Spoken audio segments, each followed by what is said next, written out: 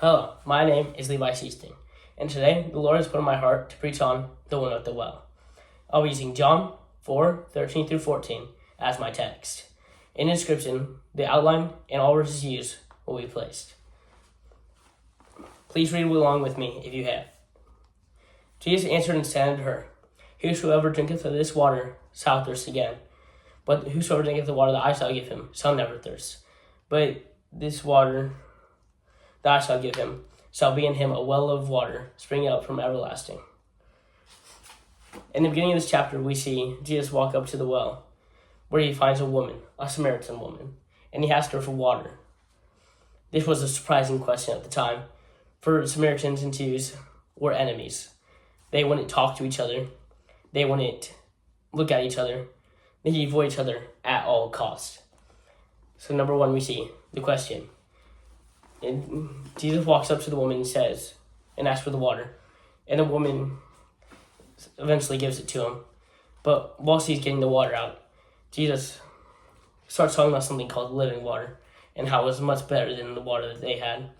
She was confused and said in verse 12, Art thou greater than our father Jacob, which gave us the well and drank thereof himself, and his cattle, and his children? The woman was surprised at Jesus' remarks at how he was saying this water that he had was somehow better than the water that she had. She mentioned that it was Jacob's well, and that he had drunk from it, and his children, and his cattle, and how it had been there for many years. Jesus then explained living water. In verses 13 to 14, Jesus answered and said unto her, Whosoever drinketh of this water shall thirst again. But whosoever shall drink of the water that I shall give him shall never thirst. But the water that I shall give him shall be in him a well of water, spring up into the everlasting life. Jesus explains that this water isn't normal water, and that it's salvation. Salvation that's fulfilling. And that this wasn't water that she would just drink or wash herself with. This confused the woman, and at first he didn't understand it. Letter number 2, the woman. Letter A, her sin. In verses 16 through 18, Jesus saith unto her, Go call thy husband, and come hither. The woman answered and said, I have no husband. Jesus said unto her, Thou hast well said, I have no husband. For thou hast had 5 husbands, and he whom thou now hast is not thy husband. And that saidest thou truly. The woman had had 5 husbands back in her life, and she was now living with a man who she was not married to.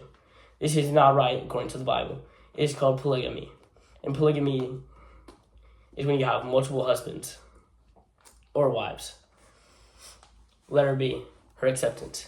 In verse 15, she says, The woman saith unto him, Sir, give me this water, that I may never thirst, that I thirst not, neither come hither to draw. At this point, she had still not known what the water was, thought it was still normal water.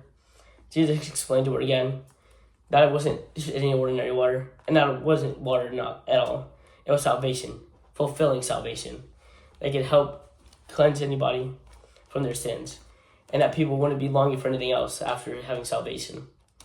Many people still want this salvation and still cling for this living water. Number 3, the outcome. Letter A, the disciples marvel. In verse 27 it says, And upon this came his disciples, and marveled that he talked with the woman. Yet no man said, What seekest thou? Or, Why talkest thou with her? As I said earlier, the Samaritans and Jews did not talk. So when the Jews, being disciples, saw them, they were confused that Jesus was talking with his Samaritan, but none of them actually said it.